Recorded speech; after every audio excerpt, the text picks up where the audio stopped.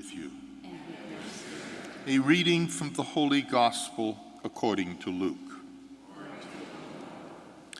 At that time, Jesus came to Jericho and intended to pass through the town. Now a man there named Zacchaeus was a chief tax collector and a very wealthy man.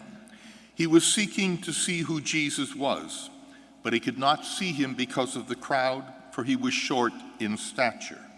So he ran ahead and climbed a sycamore tree in order to see Jesus, who was about to pass that way.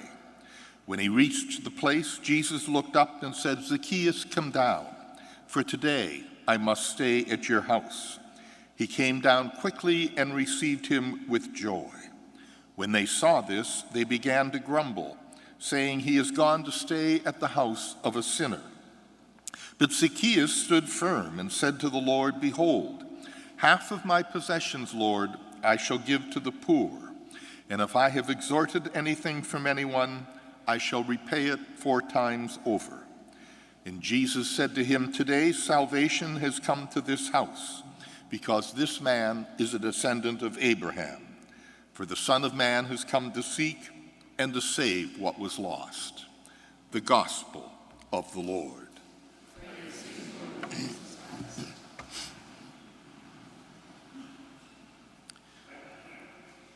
This story about Zacchaeus is unique to Luke's Gospel.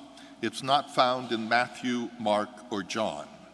And it is very consistent with the portrait of Jesus that Luke has been giving us this year. Someone who is healing, forgiven, who goes to the margins and reaches out to pull people in. We're told that Zacchaeus was a wealthy tax collector. He was a chief tax collector. When the Romans conquered a people, they literally taxed them to death.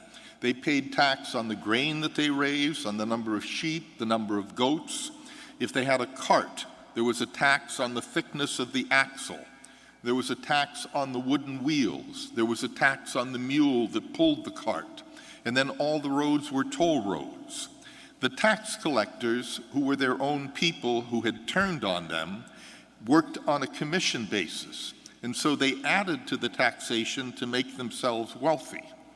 If Zacchaeus was a chief tax collector, that meant he was over 25 tax collectors and would have been incredibly wealthy and literally despised by his fellow countrymen.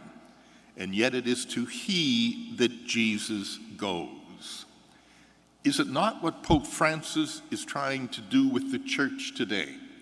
Rather than make it a place where people have to come and beg to be forgiven because they've been judged, instead he calls it a field hospital, a place where people come to be healed, to be forgiven.